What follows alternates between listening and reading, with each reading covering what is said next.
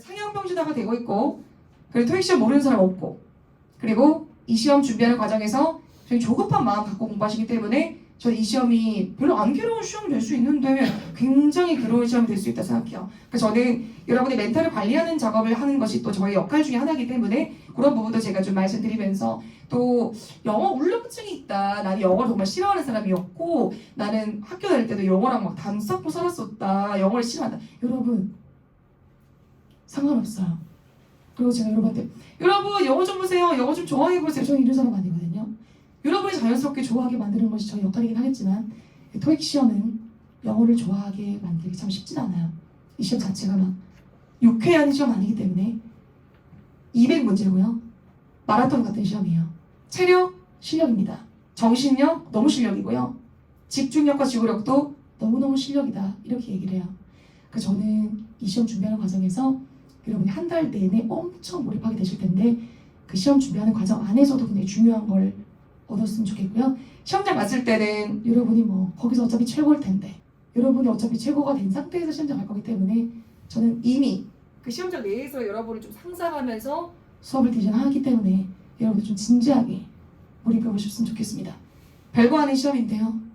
그렇기 때문에 더 한번 진지하게 몰입하셨으면 좋겠어요. 700이 없어서 자기 하고 싶은 일도 못하고, 700이 없어서 자기가 이미 다 쌓아놨던 것들을 아무것도 아닌 것처럼 만들어버리는 그 경우를 많이 봐버렸거든요. 여러분 650 플러스 반인데요. 저는 우리 반에서 800점이 나와도 이상한 게 아니고 우리 반에서는 900점 이상도 수두룩하게 많이 나와요. 650 플러스 반이 웃기죠. 기초가 탄탄하게 쌓여지게 되면은 점수가 확 끌어올려지거든요. 그러니까 제가 미리 말씀드릴게요. 여러분, 삶의 태도에 대해서 얘기하는 거 아닙니다. 학습 태도 말씀드릴게요. 저도 여러분한테 이렇게 말씀드리려면, 저도 여러분한테 이렇게 얘기하려면 저도 그렇게 해야 되거든요. 저는 아침에 일어나서 자기 전에 민정아, 겸손하자. 겸손하자. 네가 무슨 마이크를 들고 누가 앞에 서가지고 얘기를 한다고 해가지고 너 대단한 사람 아니다. 겸손하자. 오늘도 가가지고 겸손하게 하자. 감사하게 하자. 알았지? 이렇게 하거든요. 근데 공부할 때 마찬가지인 것 같아요. 아는 거야. 뭐 아는 건데 뭐 안 돼. 여러분, 아는 거기 때문에 다시 한 번 더. 저 스스로한테 겸손하자고 하는 건 사실은 그것도 어렵잖아, 그죠? 근데 이거는 좀 쉬울 수 있어요. 전 스스로한테 얘기하니까. 근데 제가 아닌 다른 존재에게 겸손하게 부탁드릴게요. 이렇게 겸손하게 좀 해주세요. 근데 진짜 어려운 것 같아요. 저는 사실 어떤 말을 할 때 상대방이 어떤 생각을 할까까지 계산하면서 얘기하는 편이어서, 그래서 평소에 말 잘 안 해요. 여러분, 겸손한 태도, 다른 거 필요 없습니다. 겸손한 태도, 그것만 갖고 한 달 내내 따라와 주세요. 다른 건 정말 필요 없어요. 아시겠죠, 여러분? 가보겠습니다. 총 200문제고요. LC가 Part 1에서부터 Part 4까지 4개예요. 파트가 4개예요. 같은 리스닝임에도 불구하고 여러분, 파트 1이 주는 느낌과 파트 2가 주는 느낌이 되게 다르거든요. 3, 4는 엮어서 공부할 수 있는데요. 파트 1, 2는 되게 다른 느낌이 들 거예요. 요즘 들어서 많이 어렵다라고 평가를 받을 수 있는 파트는 파트 1입니다. 그래서 내가 어디 가서 토익 공부, 요즘 토익 공부, 옛날 토익 공부 말고 요즘 토익 공부를 내가 하고 있다 라는 얘기를 하고 싶다 그러면 파트 1, 요즘 어렵던데? 이렇게 얘기하시면 되실 정도예요. 그리고 RC의 경우에는 시간 관리도 굉장히 중요한 파트라는 것을 들어보셔서 아실 텐데, 저는 그래서 한 번도 시험장 가본 경험이 없는 분을 선호하는 편. 그럼 겸손한 태도를 자동적으로 가져주기 때문에. 근데 내가 만약에 시험장 가본 경험치는 있는데 제대로 준비하고 간 경험치가 아니다, 그러면 이번이 처음이라 생각하고 여기서부터 다시 한번 시작한다, 이렇게 생각하고 가보셨으면 좋겠습니다. 여러분 보세요. 파트 1이 6개밖에 안 돼요. 근데 요즘에는 여러분 파트 1 쉽다고 생각하셨죠? 어떠세요? 파트 1에서부터 귀를 죽여 들어와요. 그 호락호락하지 않은 파트고요. 리스닝은 쉬워서 점수를 잘 받을 수 있는 게 아니라 굉장히 어려워졌어요, 옛날보다. 그래서 구토익일 때보다 당연히 신토익일 때 많이 어려지고 있고, 출제자 여러분들께서도 또 토익 시험은 뭐 의미가 없다, 토익 뭐 고득점 받아도 뭐 커뮤니케이션이 안 되더라, 이런 얘기를 듣고 싶지 않으니까 상황을 읽게 하고 단어만 쓱 듣고 문제를 푸는 사람한테는 점수를 안 주려고 노력 많이 하고 계십니다. 그래서 구토익 시절에는 좀 오래됐어요. 구토익도 이제 뭐 거의 10년 다 됐지, 그죠? 구토익 시절에는 적용됐던 것들이 신토익에서 적용이 안 될 수도 있고, 그리고 신토익으로 바뀌면서 좀 더 특징적으로 학습자가 중요하게 생각하게 되는 포인트가 있어요. 그래서 그걸 여러분 잘 잡으시면, 뭐요? 리스닝 어렵다고 하더니 나한테는 해당되는 얘기가 아니네. 이 생각을 하시게 될 겁니다. 신토익 바뀌면서 또 소중한 미라클 여러분들께서는 만점자가 더 많이 나오고 있는 이런 당연한 현상이 생기고 있습니다. 그리고 오늘부터 저희 공부하게 될 포인트가 얘네와 얘네를 막론하고 영어라는 언어의 문장 구조에 대한 노출을 제가 시켜드릴 텐데요. 저희가 만약에 시험을 준비하기 위해서 같이 모인 사람들이 아니라 그냥 우리가 뭐 everyday conversation, 우리가 뭐 시험을 어떻게 뭐 시험 준비가 아니다 라고 한다면 거기를 제가 왜 표라고 하겠어요, 여러분. 근데 중요해요. 근데 거기 이 페이지에 있는 내용들은 여러분들께서 한 번쯤은 다 들어보셨을 내용이란 말이죠. 그래서 저는 더 여러분께서 너덜너덜해지기 전까지 걔네를 여러분 걸로 만들어보자, 이런 말씀을 드려요. 거기서 문제가 다 나와요. 웃기다, 그죠? 중요한 구성 정보를 여러분이 알아볼 수 있는가를 물어보는 또 시험이다 보니까 특히 요즘에 RC 문제의 트렌드는 안녕하세요, 영어 문장 구조 분석력 없으시죠? 조금만 바뀌어도 뭐 스킬인지 뭔지를 뭐 활용하시다 보니까 조금만 바뀌어도 문제 어려워 보이시죠? 여러분 이거 한번 풀어보세요. 여기 동사자리인 줄 아셨죠? 근데 아닌데 이런 문제를 줘요. 그래서 기본기가 없이 시험장 가게 되면 굉장히 스스로를 괴롭히는 작업을 하게 되는 겁니다. 그래서 소위 말하는 기본기라고 하는 것에는 문법 이런 것만 들어가는 게 아니라 시험장 갔을 때 여러분의 기본적인 태도, 그리고 어휘력, 어휘의 양만 드립다 늘려서 가는 게 아니라 실제로 어휘를 써먹을 수 있는 힘, 어휘력 갖고 갈 거고요. 그리고 시험 문제이기 때문에 한 문장 문제를 다룰 때 여러분의 어떤 전략, 그리고 실력, 전략과 실력이 다예요. 그래서 저는 여러분이 그걸 알고 좀 현명하게 전략적으로 공부하셨으면 좋겠습니다. 글쎄요, 단어는 너무 중요한 포인트라는 걸 여러분이 아시기 때문에 크게 제가 강조를 많이 안 해도 오늘부터 시작해서 음성파일까지 활용하면서 단어를 하나하나 외우시게 될 텐데요. 단어를 외우고 끝 나면 안 돼요. 걔를 저희가 실제로 문제에서는 어떻게 적용을 할 수 있을까, 그런 부분들을 저희가 알아야 한다는 점 미리 말씀드리겠습니다. 뭐 들어보셨겠지만 1초 컷, 2초 컷, 뭔가 빠르게 하는 것만이 능사인 시험이라는 평가를 많이 받는데요. 아니에요. 여러분 죄송한데 정확하셔야 돼요. 이번 주에는 제발 여러분 아무도 여러분한테 빠르게 부정 안 할 거예요. 정확도가 탑재되면 신속도는 따라와요. 제발 천천히 풀어주세요. 여러분께서 차근차근 천천히 풀 수 있는 기간은 이번 주밖에 없어요. 여러분의 실력이 가장 이렇게 순수하고 실력이 가장 이렇게 귀여운 어떤 주간 아니겠습니까? 그래서 아무도 여러분한테 빨리 풀라고 안 해요. 근데 2주차, 3주차, 4주차 여러분한테 누가 빨리빨리 풀라고 안 해도, 혹은 빨리빨리 풀어보자라고 해도 정확도가 있으면 좀 덜 괴롭거든요. 근데 4개 중에 하나가 무조건 답인 시험에서 4개가 다 헷갈리면 안 되거든요. 토익은 공부한 사람한테는 이지선다기 때문에 전 여러분 그것도 알고 가보셨으면 좋겠습니다. 그럼 저희는요, 평소 어휘 실력 쌓기 오늘부터 한번 차근차근 해보도록 하고요. 또 영문법이라는 말 자체가 여러분께 주는 어떤 스트레스가 있고 또 압박감이 있다고 생각하는데요. 영문법이라는 말이 싫으면 여러분 버려버리세요. 저는 싫으면 버려버리는 스타일인데 여러분 어떠세요? 여러분이 막 영문법 너무 싫어 갖고 있지 마세요. 여러분 얘네 나라 말의 룰이에요. 아시겠지만 토익 할 때 이가 English입니다. Test of English for International Communication. 근데 토익은 영어가 아니다. 죄송한데 영어예요. 여러분이 이거 영어 아니다 생각하면 공부하고 더 많아져요. 이상하게 공부하셔야 돼요. 영어예요. 미리 말씀드릴게요. 우리나라 말이 아닌 다른 나라 언어로 되어 있는 문장을 보고 듣고 여러분께 정보 파악을 하셔야 됩니다. 그래서 얘는 나라 말의 룰을 알아야 실력이 정교해져요.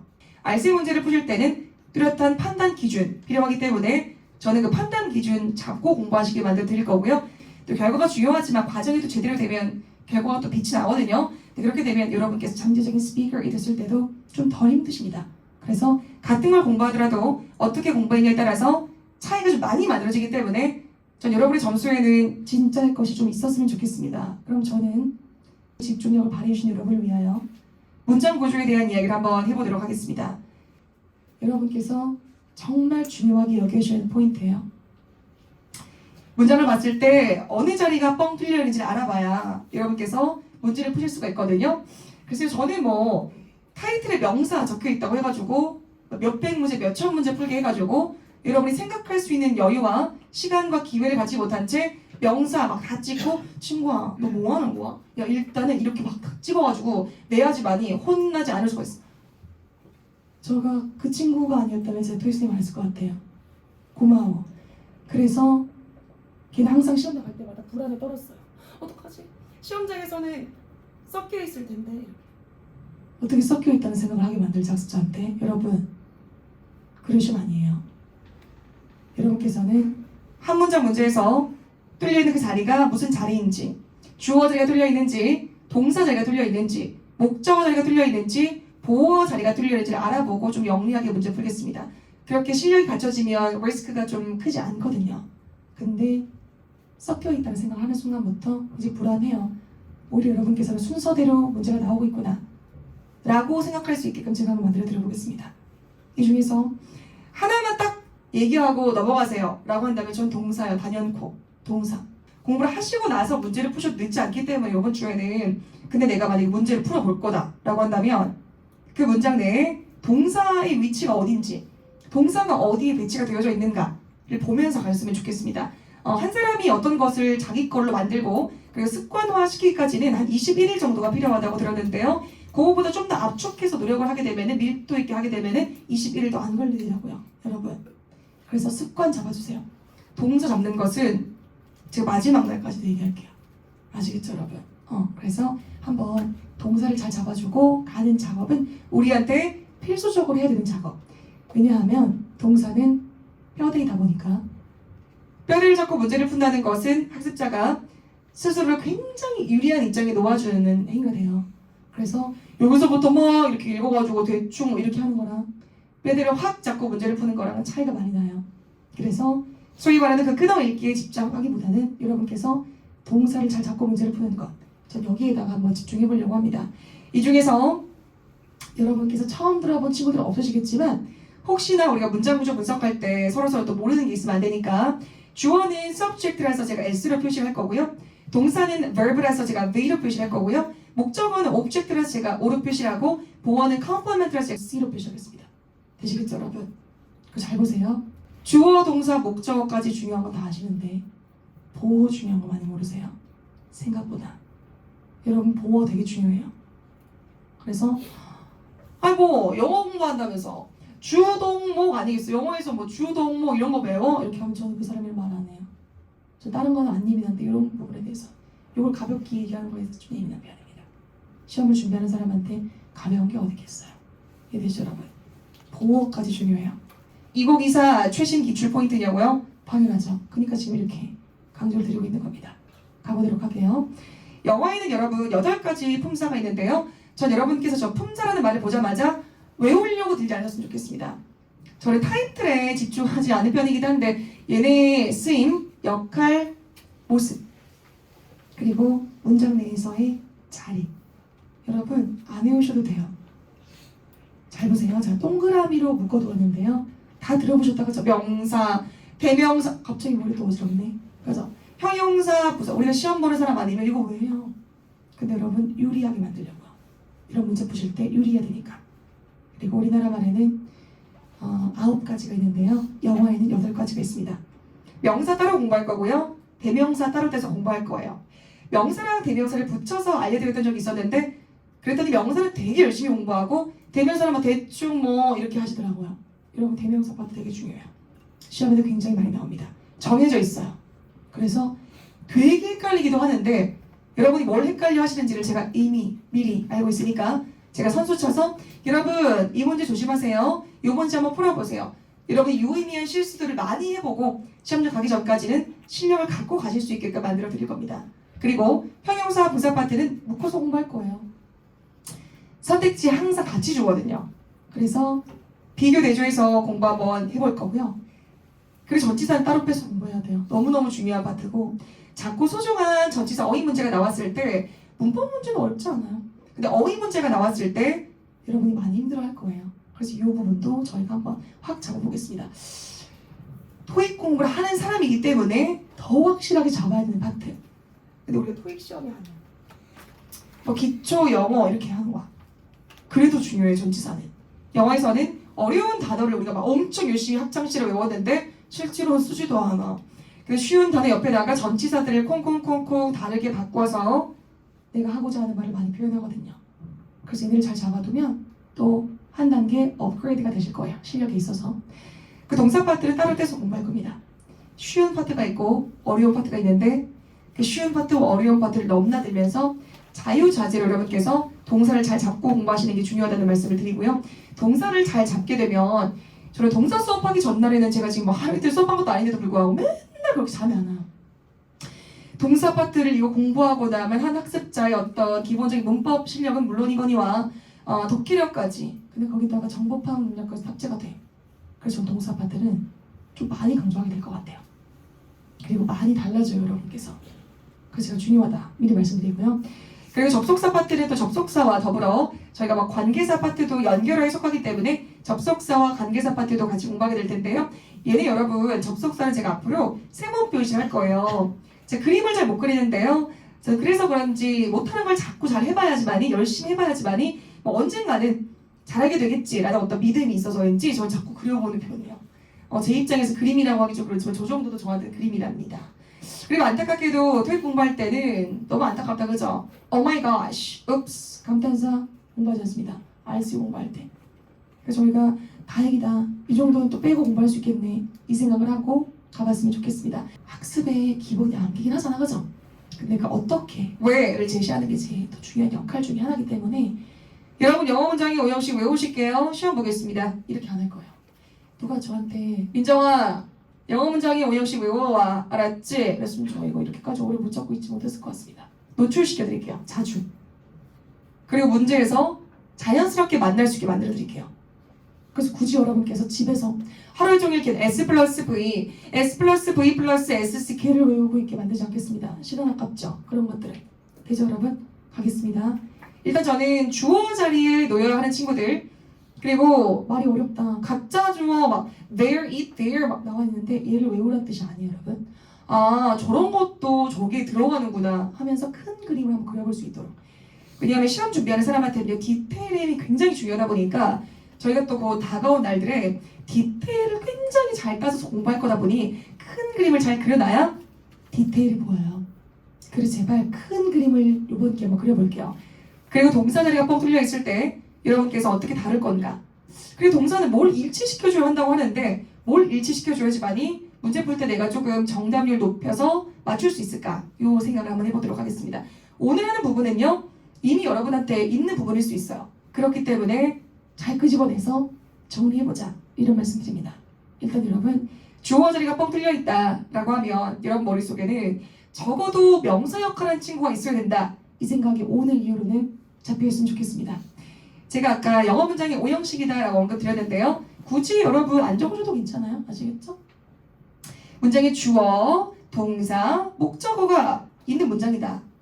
소위 말하는 뭐 삼형식 문장이다 라고 쳤을 때 여러분이 문제를 보시는데 요 자리가 즉 주어 자리가 뻥 뚫려 있는 거예요. 그럼 여러분 머릿속에 얘네가 떠오를 수 있고 선택지 얘네가 나와 있다면 이들은 후보에 올라갈 수가 있습니다. 뚜렷한 판단 기준 중요하다 말씀드렸는데요. 그 판단 기준이 오늘부터 차곡차곡 쌓이는 거예요. 그럼 주어 자리가 뻥 뚫려 있을 때는 이상한 친구들, 명사 역할을 못하는 친구들은 넣으면 안 되겠네. 그럼요 여러분. 그리고 너무 당연한 얘기겠지만 동사랑 형용사는 당연히 주어 자리에 못 들어가죠. 그런데 토익 공부하시다가 깜짝 놀라는 경우들이 있어요. 얘들아 AL로 끝나면 무조건 형용사야 알았지? 얘들아 TIV로 끝나면 무조건 형용사야 알았지? 얘들아 꼬리가 MED로 끝나면 무조건 명사야 알았지? 이렇게 배웠는데 토익 공부하시다 보면 깜짝 놀라실 수 있어요 여러분. 꼬리가 AL로 끝나는데 형용사인 친구 물론 있죠. 근데 명사인 친구들이 있어요. 그런 걸 이런 데 들어놓고 되는 거예요. 꼬리가 TIV로 끝나는데 형용사도 되는데 명사도 되는 친구들이 있어요. 이런 걸 들어놓고 물어보는 거예요. 그럼 내가 알기로는 형용사였는데 명사도 된대. 그러면 이 주어 자리에도 들어갈 수 있는 거예요. 저는 생긴 걸로 판단 안 하려고 되게 노력하는 편이거든요. 이런 애들의 생긴 모습, 영어 단어의 생긴 모습. 그래서 공부하실 때 생긴 걸로 판단하게 되면 많은 오류가 있을 거예요. 그래서 여러분 꼬리가 일일로 끝나지만 형용사도 되고 명사도 된다. 우리가 TIV로 끝나지만 형용사도 되고 명사도 된다. 그럼 저희 구분해놔야 돼요. 그리고 여러분 어차피 저랑 같이 할 거기 때문에 혼자서 걔네를 구분해야 될 일은 없을 겁니다. 그래서 주어 자리다라고 해서 여태까지 내가 알던 그런 친구들만 이 자리를 차지할 수 있는 게 아니구나를 여러분 계속 오늘 아시기만 하면 되는 거예요. 되죠 여러분? 그리고 너무 당연하지만 아직도 저 자리를 뚫고 문제를 낸다는 게 정말 죄송스러운데요. 제 입장에서는. 보세요. 접속사가 나오고 문장의 주인공 자리를 뻥 뚫고 여러분한테 저 빈칸을 뚫어놓고 물어봐요. 아직도. 저 그래서 가끔 뭐야? 이 지금 2004년이야 뭐야? 2014년이야 뭐 이런 생각 가끔 들긴 해요. 그만큼 기본적인 부분은 중요하다는 얘기죠. 그죠? 근데 이 사실을 이용해요. 자, 접속사 다음에는 주어 동사 따라 나오는 거 맞거든요, 여러분. 예문 한번 볼까요? Before you leave the classroom, 클래스룸을 강의실을 떠나시기 전에 똑같이 표시해 볼게요. Before 이 접속사예요. 전치사도 가능한가요? 네. 그래서 시험 많이 나와요. You 얘가 여러분 주어예요. 되시죠, 그죠? Leave 얘가 떠나다 동사예요. 남겨두다라는 뜻도 있는데 되죠, 여러분? 이렇게 똑같죠? 이랬을 때 요 자리를 뻥 뚫고 낼 수 있다는 뜻이에요. 근데 요즘에는 이 사실을 이용해서 동사처럼 생겼는데 알고 보니까 명사도 되는 동사를 막 주면서 여러분을 막 헷갈리게 해요. 그래서 여기 뚫어놓고 주어 자리 인척을 했지만 알고 보니까 주어 자리가 아니라 소유격, 즉 누구누구의를 고르게 만드는 자리 이런 것들을 내요. 그래서 꼼꼼해야 돼요, 사람이. 되게 실적 보고 왠지 얘인 것 같은데 이런 마인드셋으로는 고득점 받으실 수가 없어서요. 그래서 조금 꼼꼼하게. 평소에 별로 안 꼼꼼해. 근데 조금 꼼꼼하게 되더라고요, 여러분. 그죠? 연필을 잡는 행위 자체가 보리한테 되게 어색한 일이다 이렇게 하시더라고요. 그분도 해야 되는데 다른 사람 못할 수 없어요, 제가 봤을 때는. 되시죠, 여러분? 그래서 뒤에 떡하니 비동사로서 동사가 나와 있었는데 이걸 뭐 보지도 않는가 봐. 보지도 않고 얘를 보고서 visit 명사로서도 쓰여요. 방문. 그래서 여기를 뻥 뚫고 안녕하세요 you 쓰실래요? 아니면 your 쓰실래요? 이렇게 꼭 you를 먼저 줘요. 어떤 분들을 위해서 여러분? 접주동 공부하시는 분들을 위해서요. 여러분 저희 반에선 접주동 없어요. 어형명 없고 전명구 없어요. 무슨 말인지 되시죠 여러분? 그렇게 공부하면 조금만 바뀌어도 다 틀려버려요. 말도 안 되게 쉬운 문제를 틀리면 1점 깎으면 좋겠는데 그죠? 많이 깎여요. 1점 아니에요 여러분. 많이 깎여요. 되게 어려운 문제야. 여러분이 막 맞춰버렸네? 티도 안 나요. 쉬운 걸 다 틀려버리면. 어려운 문제를 맞추는 게 티가 나려면 쉬운 거에선 실수가 없어야 돼요. 이 시험에 사실 뭐 장점보다 단점이 많은 시험이다라는 걸 아실 텐데요. 가장 큰 단점, 제 개인적인 생각으로 가장 큰 단점은 여러분의 그 순간적인 실수를 실력으로 평가한다는 점이 있어요. 이 사람은 원래 잘하는 사람인데 오늘따라 컨디션이 안 좋았기 때문에 오케이 반점 주자 이렇게 부분 점수를 주자 이런 시험이 아니에요. 거기서는 여러분을 못 알아봐요. 여러분의 과정을 걔는 안 담아주잖아요. 그래서 시험장 갔을 때 여러분의 문제풀이 실력에 구멍이 안 나려면 평소에 아는 거 다시 한번 체크하고 한 번 볼 거 두 번 보고 그 지루한 작업이 좀 필요하다는 것. 반복이 어떻게 안 지루할 수가 있겠어요, 그죠? 요 문장에서 사실은 Please turn up the light 불을 꺼주세요 라고 하는 이 명령문 친구는요 뒤에 같이 연결되는 친구예요. 근데 얘가 없다고 해서 문장이 큰일 나진 않거든요. 불을 꺼주세요. 불을 꺼주시기 바랍니다. 근데 얘가 만약에 없어요. 불 꺼. 이렇게 돼요. 불 꺼라. 이렇게. 근데 얘가 있으면 불 좀 꺼주세요. 불 좀 꺼주시기 바랍니다. 가 됩니다. 토익 공부하는 사람한테는 이 친구가 어떤 시그널을 이어야 하는지. 여러분 빨리 동사 원형 가져오세요. 라는 시그널로 받아들여주는 포인트. 그리고 방금처럼 얘네가 있음으로써 before you leave the classroom 언제 뭐 할 때 뭐 하기 전에 불을 끄라고 했는지 이런 정보를 여러분이 캐치하실 수가 있게 될 겁니다. 큰 그림을 그려두면 그래서 내가 이걸 공부했었던 거구나에 대한 이해가 되고 설득이 되기 때문에 학습자의 학습 효과가 좀 더 극대화가 되지 않나 라는 생각이 좀 듭니다. 그리고 당연한 얘기지만 사실은 뭐 동사 자리에는 기본적으로 동사가 아닌 것들이 어떻게 들어가겠어요 여러분, 그죠? 근데 동사 당연히 들어가고 조동사 플러스 동사 원형 보이시죠? 여러분 혹시 글쎄 전 세계적으로 유명한 문장이기도 하고 유명했으면 좋겠다라고 하는 문장이기도 한데요. I can do it. I can do it. 되시죠 여러분? 너무 여러분 보고 야! 할 수 있겠어? 라고 하더라도 I can do it. I can do it. 할 수 있어야 되지 않나요? 가서 여러분 볼게요. 해석 안 해드려도 되죠? 유명한 문장이니까. 갈게요. 자, 동사에다가 밑줄 가보세요. 그럼 여러분 요거만 띡 그면 안 돼요. 이러면 동사 밑줄 가보세요. 그러면 can이랑 do까지 같이. 이거 동사예요. 앞으로 문제 푸시다가 혹시라도 이런 동사를 체크하는 데 헷갈린다. 아, 조동사는 말 그대로 도와주려 친 거지 동사가 아니잖아. 조동사 플러스 동사 원형 자체가 이 문장의 동사구나. 이렇게 한번 보실 거예요. 그리고 들어보셨겠지만 너무 어렵다 갑자기 투부정사, 동명사, 분사라는 이름 하에 동사의 모양이 조금씩 바뀌어서 문장에서 아주 다채로운 역할을 하는 친구들이 있는데요. 그 친구들은 동사 자리에 못 들어가요. 여러분이 문제를 푸시는데 주어가 나와 있고 동사 자리가 뻥 뚫려 있고 갑자기 아무것도 없네. 그러더니 뒤에 문장이 막 이어지네. 근데 선택지에 이렇게 생긴 애가 있네. to 플러스 동사 원형. 선택지를 봤는데 동사에다가 막 ing가 걸린 친구가 있네. 그럼 얘네는 못 들어간다는 뜻이에요. 너무 당연해요. 그래서 아마 여러분 안 틀리실 거예요. 빨리 문제를 풀다가 실수하게 되는 경우가 있다. 왜냐면 동사가 항상 주어 바로 옆에만 붙어있지 않기 때문이에요.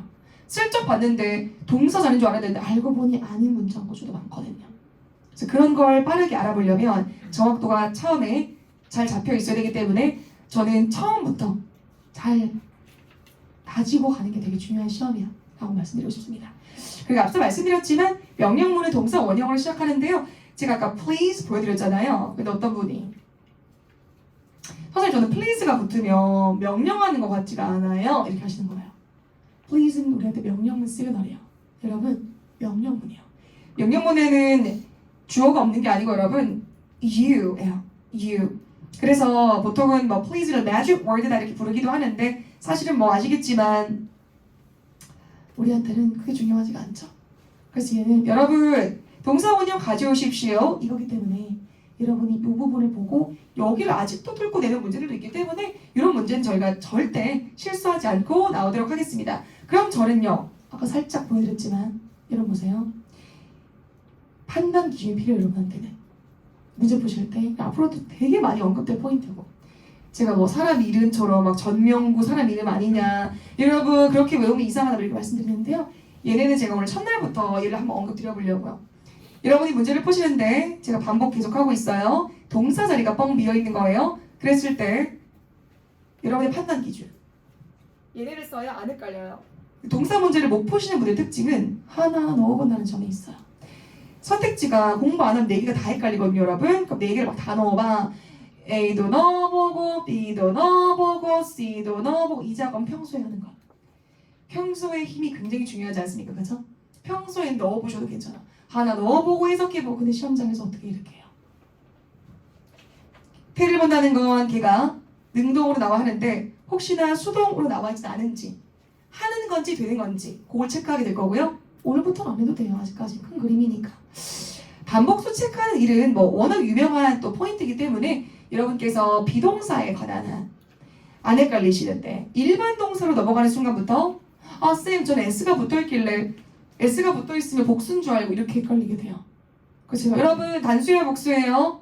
여러분 단수인가요? 능동이에요 수동이에요? 많이 여쭤볼 거예요.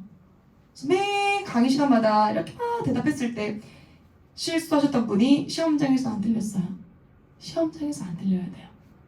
그래서 전 여러분이 동사 문제 풀면서 많이 실수도 해보시고 해석적으로도 많이 어려워해보시고 조금 체크해보셨으면 좋겠습니다. 그리고 시제 파트는 사실 뭐 크게 어렵진 않아요. 잘 잡아두면. 근데 제일 위험한 게 뭐냐면 해석해보다가 실수가 많이 일어나요. 그래서 전 여러분 파트 5에서 시제 문제는 제가 여러분 여기를 먼저 보시고요. 시제 문제 풀 때는 시선을 여러분께서 어디를 가져가야 하는지까지 알려드릴 거예요. 근데 똑같은 시제 문제라고 할지라도 파트 6에서의 전략이 조금 달라요. 그 요즘에 많이 꽂혀있는 포인트라는 것도 있고 파트 6는 슬쩍슬쩍 앞뒤만 보고 풀면 또 안 되는 파트이기 때문에 전 여러분께서 이런 포인트들도 한번 디테일까지 갖고 와서 실수 없이 맞출 수 있었으면 좋겠어요. 동사를 제가 왜 이렇게 또 중요하게 여기냐면은 이 시험 자체가 또 동사가 중요하기도 하지만 이 언어 자체가 또 동사를 그렇게 강조하네요, 여러분. 그 동사를 잘 읽게 되면 그 안에 들어있는 정보와 스토리가 좀 정확하게 읽혀요. 근데 보통 여러분 해석 한번 해보실까요? 라고 말씀드리면요. 글짓기 해보셨죠? 그러니까 우리한테 보여지는 내가 아는 단어들만 뜨문뜨문 보이고 여러분 해석 한번 해보실게요. 여러분도 모르게. 슬쩍 보다. 이게 무슨 말이냐면요. 이렇게 저한테 요약을 해주시게 돼요. 여러분 정확히 해야 되거든요. 그래서 동사를 잘 잡는 일은 할 예정이고 했었고 해왔었고 하는 중이고 했었고 걔 안에 정보가 들어있어서 슬쩍 보고 왠지 얘인 것 같다는 판단은 너무너무 위험해요. 그래서 저는 단서가 될 수 있는 표현들 그리고 어떤 거 빠르게 체크해야지만 여러분이 문제 푸실 때 활용할 수 있는 거 영리하게 그걸 초점 맞춰서 알려드려 볼게요. 그 좀 기대가 돼요 개인적으로. 많이 되시죠 그죠? 그리고 얘네입니다. 얘네에서 당연히 문제 많이 나오죠 여러분. 그리고 오늘 제가 가짜 주어, 가목적어 이런 거 언급 안 할 거예요. 오늘 어차피 자연스럽게 공부하게 될 텐데 근데 목적어 보어는 얘기하고 가야 되겠다 그죠? 이 정도 차이 만들어야지. 그리고 뭐 많이 어려워서 수식어지 사실은 어렵지는 않아요. 항상 또 영어 공부한다, 또 다른 언어를 공부한다라고 할 때 어떤 문법적인 용어라던가 또 걔네 나라 말의 룰 때문에 좀 힘들었던 경험이 있으셨다면은 오히려 반대로 얘네 나라 말의 룰을 잘 알게 되어서 좀 더 자신 있게 여러분이 문제 풀고 써먹었으면 좋겠다라고 하는 어떤 희망이 있습니다. 그럼 저는 어디 한번 목적어 자리 한번 볼 텐데요. 한번 보세요. 아까 그 주어 자리에 놓였던 친구들과 크게 다르지 않은 것 같네요. 그러면 혹시 곧 우리가 만나게 될 명사라는 애가 주어 역할도 하고 목적어 자리에도 놓이는 건가? 맞아요. 그래서 명사는 정말 잘 잡아두고 쉬운 문제로 내든 어려운 문제로 내든 깔끔하게 맞출 수가 있어야 돼요. 그리고 보어입니다. 전 여러분 이거 별표 3개 치고 싶네. 보어 자리는 미리 말씀드려 볼게요. 그 한국말로 써서 공부하시는 분들 많잖아요, 그죠, 여러분? 우리도 지금 한국말 보고 있고. 그렇게 되면 오류가 좀 몇 가지가 있는데요. 제 주변에는 영어 공부를 안 한 사람보다 되게 많이 했는데 지금은 약간 안 하고 있는 그런 상태인 분들이 많아서 저는 그런 분들한테 이제 인터뷰를 많이 해보는 편이에요. 근데 또 제가 인터뷰를 하기 전에 먼저 이렇게 얘기하는 경우가 있는데 어떤 경우가 있냐면은 민정아, 나는 아직도 보어랑 나는 아직도 부사가 많이 헷갈려. 이렇게 얘기를 해요. 그런 일상적인 대화를 하는데 보어랑 부사에 대한 얘기를 한다는데 커피를 마시기로 약속한 날이었었어요. 저 웬만하면 그런 약속 잘 안 잡는데 제 친구 많이 없는데요. 그 중에 한 명이지. 그래서 갑자기 그 친구 공부 진짜 많이 했거든요. 지금 안 할 뿐이지. 갑자기 이제 보어랑 부사가 헷갈린대요. 저는 그날 커피를 한 모금도 마시지 못했어요. 별로 그렇게까지 제 인생에 그렇게 영향을 많이 안 미치고 중요하지 않은 사람이면 그 사람이 보어를 많이 헷갈리든 부사를 많이 헷갈리든 무슨 상관이겠어. 저도 그랬구나 어렵지.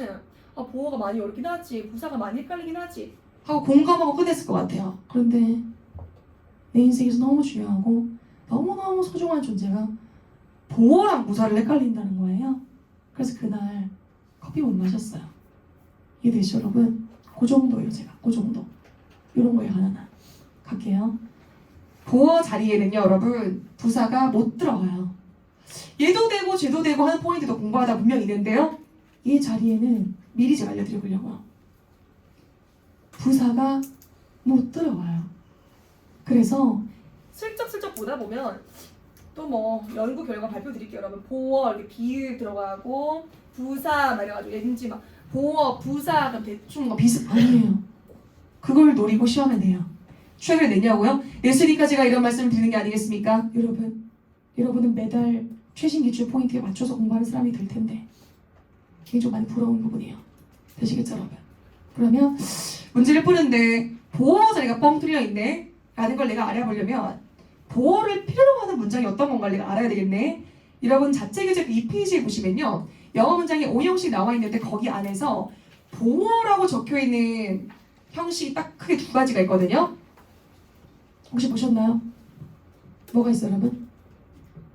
2형식이 있고 5형식이 있죠.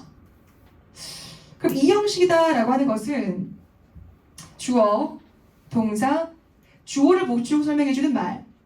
되죠 여러분? 별거 없어요. 주격, 보어 이러니까 막 거창하고 원래 타이틀이 항상 거창한 거 아니겠습니까? 그죠? 주격, 보어 막 이렇게 별거 없어요. 이런 보세요. I am 보이시죠? 이 문장에서 제가 이 자리에다가 I am beautiful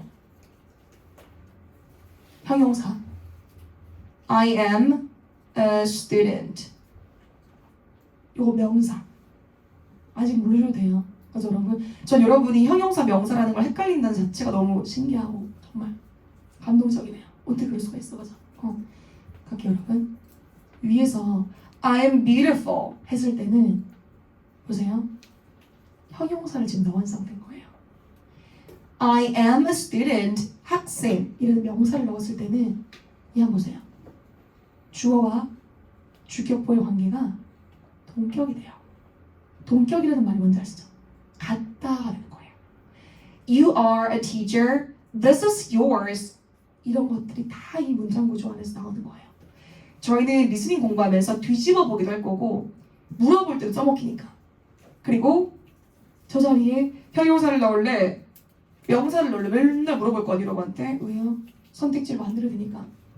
보호 자리 뻥 뚫어놓고 안녕하세요. 형용사를 넣으실 건가요? 아니면 명사를 넣으실 건가요? 근데 확률적으로 따져드려볼게요. 제가 이런 얘기를 하기까지 정말 어려웠는데요. 확률적으로 당연스럽게도 형용사 뭐를 많이 뚫고 내긴 해요 여러분. 근데 항상 확인하세요. 명사가 답이 되려면 얘랑 동격 관계에 놓여야 돼요. 이 회사 이꼴 이 명사인 건지 아니면 이 회사 이름 이꼴 동격이 아니라 이 회사를 그냥 보충 설명해주는 말의 자리인 건지. 서술어 자리 이런 거 들어보셨다 그죠? 뭐뭐입니다. 아름답습니다. 그 자리라면 얘가 답인데 제가 형용사로 특전 짓지 않은 이유도 곧 얘네에 노출돼야 되기 때문이거든요. 근데 여러분 사실은 요 안에서 문제가 많이 나와요.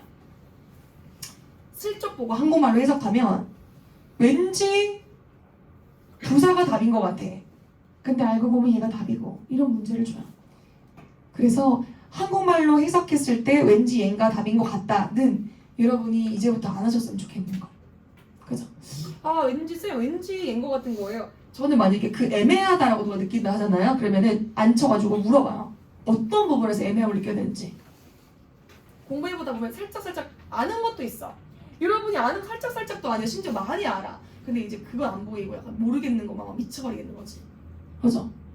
근데 토익 시험은 여러분 영리하게 공부하려면 아는 걸 실수 안 하기 위해 노력하는 게 더 영리한 방법이에요. 여러분한테 말도 안 되게 헷갈리는 포인트 가져오세요. 여러분 자 끙끙 앓을 필요가 없어요. 이 시험이 여러분한테 막 연구하시오 이런 시험 아니기 때문에 여러분 혼자 고민해보셔도 좋아요. 저는 근데 고민하는 작업을 약간 쓸데없는 고민은 필요 없지만은 우리가 또 유의미한 고민이라는 게 있을 수 있으니까 근데 너무 오랜 시간 동안 여러분 혼자서 끙끙 앓고 고민하는 시간 없었으면 좋겠어요. 그럼 제가 왜 있어요? 여러분 혼자서 무슨 뭐 네이버 지식인 무슨 뭐 자꾸 지식인 가져오시는데 여러분 저한테 물어보는 게 더 빠르지 않을까요? 가끔 저보고 챗봇 같아. 선생님 미라클 토익 메리사 선생님 맞나요? 왜냐면 너무 카톡 빨리 줬대 답장을. 그럼 저 한 3초 정도 쉬다가 나 오자마자 하나 둘 셋 세고 해야 되나? 여러분 웬만하면 제가 바로 답장할 거예요. 학습자 궁금한 게 있어. 빨리 이거 하나만 해결되면 넥스트 스텝을 갈 수 있는 사람인데 조그만 거 하나 해결 안 돼가지고 그 다음 스텝을 못 받는다? 말이 안 돼요. 그래서 여러분 기준 너무 사소한 질문인 것 같은데 이렇게 하지 마시고 저한테 한번 물어봐 주세요. 그래서 제가 만약에 여러분 토익 공부할 때 여기까지 안 가도 돼요.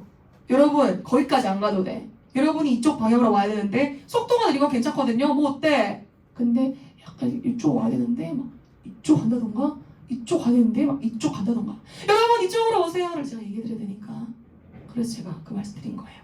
그냥 하는 말이 아니에요. 아시겠죠? 그리고 형용사도 들어갈 수 있지만 보호 자리에 곧 배우게 되겠지만 여러분 들어보셨을 현재 분사 ing 모양, 뭐 ed, pp 모양 들어보셨을 텐데요. 걔네도 들어갈 수 있어요. 걔네까지 저희가 해야 돼요. 큰 그림 잡아놔야 돼요. 그리고 주어를 보충 설명해주는 말도 중요하지만 실제 시험에는 얘도 내는데 목적어를 보충 설명해주는 말 자리도 엄청 돌아요. 정말 많이 들어요. 한국말로 해석하게 되면 정말 위험하기 때문에 제가 이 부분 한번 보여드려 보려고요. 여러분 보세요. 제가 이런 걸 공부하게 될 거예요. 갑자기 외우고 싶으시죠? 여러분 어떠세요? 외우고 싶으세요 지금? 오늘은 외우는 시간 아니에요. 근데 선생님, 저는 첫날부터 저도 선생님 똑같아요. 선생님만 그런 게 아니고 저도 건강한 차이를 만드는 것에 오늘부터 욕심 한번 내보고 싶거든요. 저는 그러면은 너무 많으면 싫으니까 딱 2개만 외우고 싶습니다. 그러면 오케이. 하나만 외운다? 그럼 비동사요. 비동사는 여러분이 영어 공부하고 토익 공부하는 사람이잖아요. 그럼 얘가 얼마나 중요한지를 여러분이 아셔야 한다는 거죠. 보통 이제 상담 카톡이 오시거나 이렇게 하면은 안녕하세요. 제가 비동사까지는 아는데요. 제 기준 정말 많이 하는 거예요. 비동사는 여러분 보세요. 토익 공부하는 사람 기준 am, are, is, was, were, will be를 안다는 비동사를 안다고 할 수 없어요.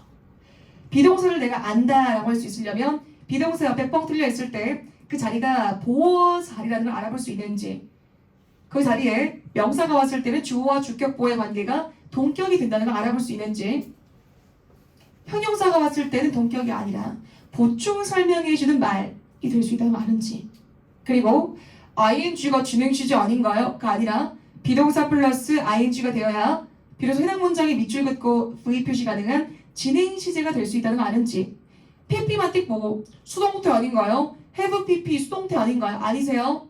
여러분, 걔는 수동태가 아니에요. 비동사 플러스 pp가 되어야 비로소 해당 문장이 밑줄 긋고 V 표시 가능한 수동태가 돼요. 비동사는 어마무시하게 중요한 시그널이에요. 토익 시험 보는 사람이다? 너무 중요하죠. 문장이 보세요 여러분. 주어가 요만하고 동사가 이만하고 막 어렵게 그러죠. 동사가 막 목적어가 막 요만하고 막 이런 문장 좋아하시나 봐요. 근데 보세요. 저는 문제 풀 때 제가 그 과제 체크하고 이럴 때도 보면은 주어가 이렇게 있다 쳤을 때 동사가 비동사면은 요만해요. 요만해요. 뒤에 막 군더더기 붙이고 목적 갖다 붙고 막 이렇게 길어지기도 하고 표시 안 돼 있으면 안 돼요. 여러분 비동사는 앞으로 공부하시면서 슬쩍슬쩍 보면 안 되는 애 중에 하나예요. 특히 토익 공부하는 사람이라면 더더욱이. 그래서 저희는 앞으로 비동사를 되게 중요하게 한번 여겨볼게요. 그리고 뭐 2024 상반기 기출 단어가 되었는데요. 뭐 아무도 안 틀려야지. 여러분 become이라는 단어는 뭐뭐 하게 효율적이게 됩니다.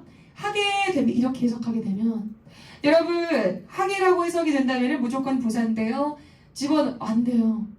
얘들아 니은으로 끝나면은 무조건 형용사고 하게라고 한국말로 해석이 되면은 아직도 이렇게 공부하는 사람이 있을 수도 있다고 생각하는데요. 저 조금 이제 아쉬워요. 이런 부분이 학습자의 잘못은 아니라고 생각하기 때문에 그 단어를 보고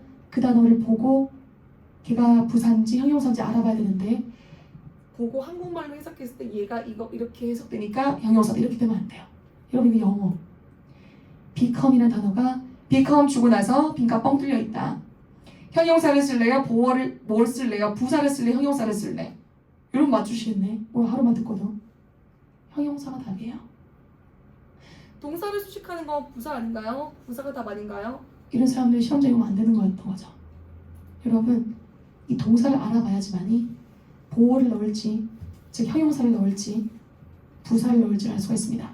마찬가지 전 2개씩 쪼개서 여러분 2개씩 쪼개서 외워볼 텐데요 라고 형용사 파트 수업할 때 언급 드릴 텐데 오늘은 여러분께서 집에 가시면서 아무것도 기억이 안 나는데 become이 기억이 났어. 대성공입니다. 그럼 저는 그 더 큰 성공을 제가 매우 원한다면 욕심내고 별로 안 좋아하지만 remain, stay까지 가겠습니다. 얘네는 2개 같이 묶어서 외워버리세요. 뭐뭐인 채로 남아있다. 어떤 상태를 유지하다.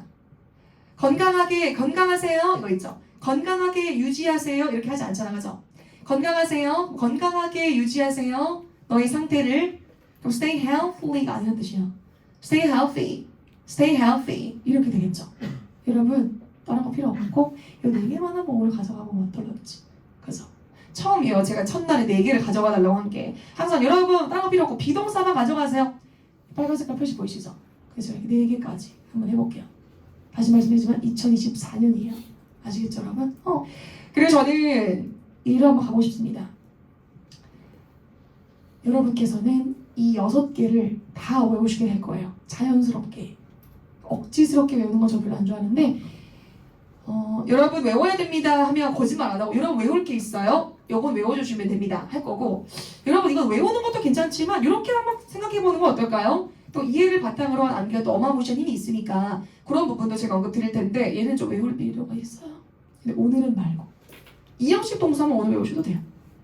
근데 이 친구들은 문장 구조에서 주어 우리라는 뜻이겠죠. We should keep를 보고 한국말로 해석하려고 드는 게 아니라 keep을 보자마자 저를 알아보시나요? 저를 알아봐 주세요. 얘가 목적어 그리고 목적격 보어 그리고 얘와의 관계를 따져봐야 되고 이런 문제를 해요. 뭘 집어넣을래 이런 문제. 그래서 보어 자리를 뻥 뚫고 내는 것은 정말 기본적인 부분인데 특히 목적격 보어를 뻥 뚫었을 때는 얘네를 알아봐야 여러분께서 얘를 알아보고 오형식이네 라고 해서 얘를 잡아낼 수 있기 때문에 저희는 3개만 가져가지 않고 6개를 다 가져갈 거예요. 제가 스토리 라인까지 만들어 가면서 여러분께 어떤 식으로 외우면 좋겠는지에 대한 방법적인 부분도 제시드릴 거기 때문에 앞서 말씀드렸지만 제가 좀 약속을 잘 지키는 병에 걸렸어요. 그래서 여러분한테 여러분 외워오세요. 수업 이렇게 안 하고 같이 외우도록 하겠습니다. 수업 시간 내에. 그래서 오늘은 굳이 제가 어떤 스토리를 만들었었지 여러분 알지도 못하는데 어떻게 지금 외울 수가 있겠어. 그래서 오늘 외울 거면 차라리 요걸 가지고 있자는 거. 되시겠죠 여러분? 또 근데 약간 외우지 말라 그러면 또 외우고 싶죠? 어떠세요? 맞아? 이 동사들을 목적격 보호를 갖는다는 말 자체가 오형식이라는 거구나. 그럼 형식을 내가 억지스럽게 안 외워도 되긴 하는데 이 형식이랑 오형식은 벌써 막 주어 동사 주어를 먼저 설명해주는 말 주어 동사 목적어 당연하겠네 상식이네. 목적격 보호라고 하는 것이 목적어가 있어야지만 이해가 되는 거 아니야? 그렇게 생각하면서 저렇게 생각해보는 시간을 오늘 한번 가져보셨으면 좋겠어요. 그 2페이지만 딱 놓고 되시죠? 그죠? 그럼 저는 여기로 한번 가보겠습니다. 어디요? 수식어요. 여러분 끊어읽기 들어보셨죠?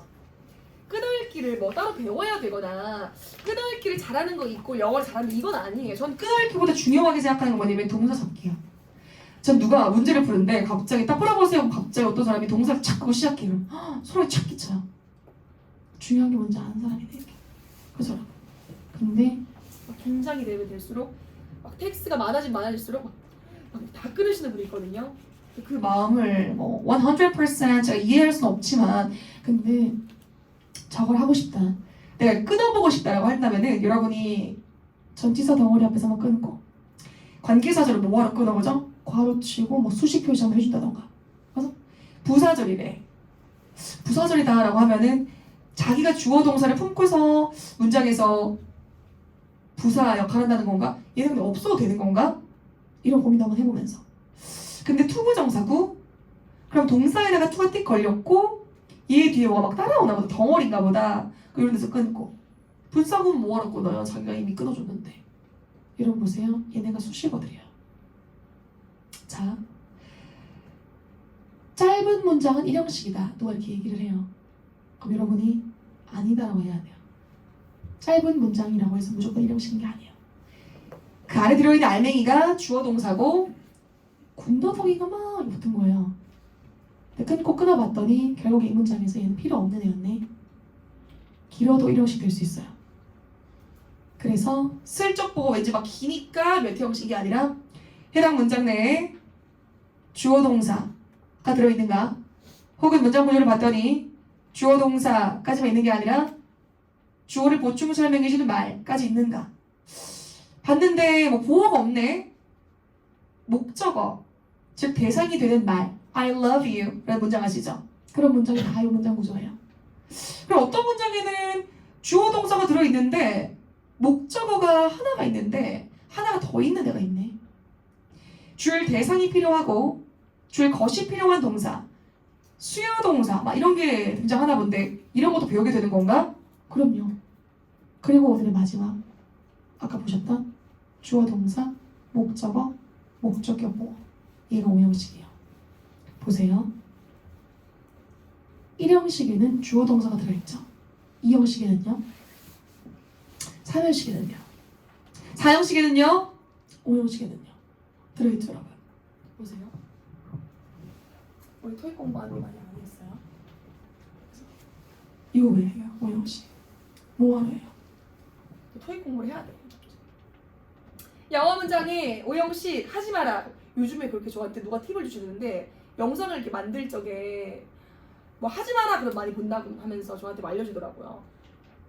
저는 해야 되는 거에 대해서 이야기를 많이 해주고 싶은데 영어 문장의 5형식 하지 마라. 결국 클릭해서 들어가 보면 어쩔 수 없이 해야 된다 뭐 이런 거 아니겠어? 이러고 보세요. 토익 시험이죠. 유리해요. 이거 알면. 소위 말하는 1초 컷, 2초 컷, 3초 컷 이 문장 구조를 알아보는 것에서 나와요. 근데 토익 시험 아니다? 왜 해 이거를? 이런 생각이에요.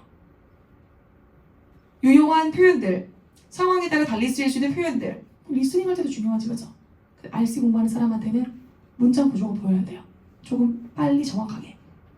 근데 항상 정확하게가 먼저기 때문에 얘네가 여러분들이 정확히 들어오게 되면은 문장 구조 빨리빨리 보인다는 뜻이에요. 해석해 볼게요 이것을. 여러분 일단 기본적으로 영어라는 문장, 영어라는 언어에서의 문장에는 주어 동사가 들어가 있나 봐요. 주어 동사가 보이시죠? 근데 어떤 동사는 뭐 보어도 필요 없고 목적어도 필요 없고 그냥 혼자만 움직일 수 있고 뭐 이런 동사가 있나 봐요. 근데 어떤 동사는 보충 설명해주는 말의 자리를 필요하는 그런 동사가 있나 봐요. 동사가 왜 중요하다는지 알겠다. 맞아. 근데 어떤 동사는 누구누구를 I love 누구를 you. 아 그래서 목적어 자리를 필요로 하는 저런 동사도 있는 거구나.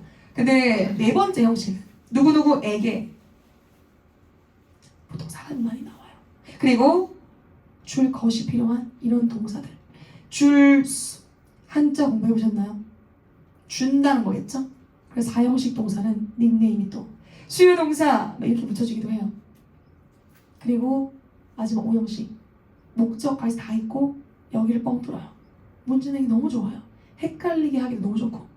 그래서 얘를 뻥 뚫어놨을 때는 한국말로 해석을 먼저 하시는 게 아니라 빠르게 이 동사를 알아보셔야 돼요. 얘를 보고 저 5형식 동사거든요. 한국말로 해석하면 저희는 지켜드립니다. 당신의 계좌를 안전하게 하게라고 해석이 돼서 굉장히 부사가 답일 것 같아요. 근데 여러분 이 자리에 부사 들어갈 수 있다 없다? 없다는 거예요. 여러분이 오늘 이것만 기억해 주셔도 사실은 굉장히 많은 걸 갖고 가시게 되는 거라서 저는 굉장히 또 영광스러운데 5형식을 절대 외우지 말아주세요. 근데 얘를 왜 해야 하는지는 알아주세요. 저 동사들을 빠르게 짚었을 때 여러분의 문장 구조 분석 능력과 정답률 그리고 정보를 빠르게 파악하는 힘이 생기기 때문에 그래서 이 시험에서는 또 정보 파악이 굉장히 중요한 시험이라 여러분이 유리해질 수밖에 없겠죠. 그래서 하는 거예요. 되시겠죠? 그죠? 그럼 이런 건가?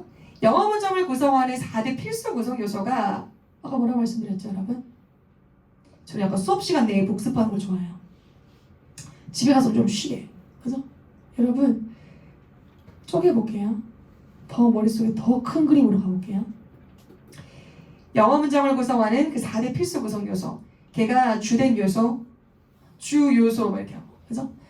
중요하지 않은 요소, 종 요소 이렇게 외우실 필요는 없습니다. 주어, 동사, 목적어, 보어가 문장의 주 요소. 얘네를 제외한 나머지가 다행이다 수식어예요. 없어도 되는 문장 구조 내에서. 쌤 그러면 제가 수식어를 잘 걷어내고서 수식어 앞에 잘 끊고 어느 부분에서 새롭게 또 내용이 시작되는지를 볼 줄 알면 문장 구조 분석력이 당연히 또 깔끔해지겠네요. 그럼요. 그에 더하여 어느 부분에 어떤 정보가 나올지를 빨리 알 수 있어서 얘들아 수식어는 끊고 버려가 아니라 토익 시험에서는 저 이하에 수식어 이하에 되게 중요한 정보가 제공되기도 해요. 그래서 문법 문제라면 끊고 수식어 버리고 다 끊어버리고 볼 수 있는데 봐야 하고 근데 그게 아니라 어휘 문제거나 혹은 파트 6, 7, 특히 7에서 독해 파트다 라고 하면 여기 안에 굉장히 중요한 정보가 들어가게 돼요. 그래서 보통 이제 한 문장씩 문제를 만나다가 텍스트가 길어지게 되면 많이 귀찮아하고 힘들어하세요. 근데 걔네가 좀 수월해지려면 문장 구조 내에서 어디가 주어고 어디가 동사인지, 특히 동사가 어디에 있는지, 그리고 문장 구조의 수식어가 어디부터 시작인지 이런 것들을 알아보게 되면 굉장히 깔끔하게 문제를 푸실 수가 있습니다. 제가 항상 여러분 이렇게 끝에다가 요 말을 써놓을 거예요. 복습을 이제 손 하나만 깐딱해도 우리 반은 복습을 할 수 있으니까 그죠? 쭉 여러분이 보시다가 어쨌든 마지막 페이지를 항상 볼 거 아니에요. 요걸 본다면 그럼 이 단어는 굳이 이거 토익 단어라고 안 해도 되겠다 하는 생각이 들어요. 그래서 잘 들어보세요. 분명히 뭘 미루게 되는 순간이 있을 거예요. 여러분 안 미루는 게 제일 편하거든요. 마음 정신적으로도. 근데 혹시라도 뭔가 내가 미뤄졌다 이꼴 망했다는 말을 왜 이렇게 좋아하세요? 저는 제 입으로 망했다. 딱 봐도 뭔가 망했어. 어떤 상황이 그런 사람 별로 없거든요 인생에서. 근데 와 진짜 망했다 싶잖아요. 그래서 저는 말 안 해요 오히려. 누가 봤을 때 야 망했네? 야 망했다. 여러분 말에 엄청 힘이 있잖아요. 말에 힘이 없다 생각하는 사람도 있겠지만 말에 힘이 있어요. 여러분이 망했다 이 꺼내는 순간부터 진짜 망한 거예요. 제발. 엄청 많이 틀렸잖아요. 다행이라 생각해주세요. 부정적인 정서는 학습에 아무런 효과가 없습니다. 제발 good vibes only 였으면 좋겠고요. 양에도 퀄리티가 있다는 걸 알아서 여러분보다 먼저 많이 더 또 토익에 관한 거죠. 공부를 많이 했었어야 되고 연구를 많이 해야 되는 어떤 저의 입장에서는 여러분을 좀 괴롭지 않게 공부를 하게 만들고 싶습니다. 이 시험 자체가 워낙 유명하고 그래서 여기에 대한 의견도 많이 있고 이렇다던데 도 많겠지만 전 여러분의 기준이 여러분 자신한테 있었으면 좋겠습니다. 그리고 문항수가 많기 때문에 조급하고 빨리 뭔가를 하고 싶다 이 생각 드시겠지만 차근차근 가는 게 더 어려워요. 그래서 차곡차곡 차근차근 공부라는 게 하루 열심히 한다고 생각하지만 매일매일 차곡차곡 쌓으시게 되면 당연히 이 시험은 0이었는데 본인이 생각했을 때 말도 안 되는 그 숫자를 경험하게 되기도 하더라고요. 사실은 이게 여러분 어디 갖다 내시든지 간에 아니면 뭐 여러분 혼자 갖고 계시든지 간에 세 자릿수로밖에 표현이 안 돼요. 근데 아시겠지만 생각하시는 점수보다는 좀 높았으면 좋겠고요. 그리고 내가 실제로 높으면 높을수록 나의 어떤 능력치를 좀 더 좋게 쳐주는 그런 곳에다가 이거를 또 보여줘야 돼. 난 보여주려고 공부하는 건 아니지만 그런 어떤 자료로서 내가 보여줘야 돼. 그럼 여러분 보여주세요. 다른 거 필요 없고요. 성실하게, 꾸준하게, 그 좀 민첩하게, 근데 센스 있게. 되게 꼼꼼 만든 사람이 빠르기도 해야 돼요. 쿨하기도 해야 돼요. 마냥 여러분 꼼꼼해서만은 점수가 나올 수 없거든요.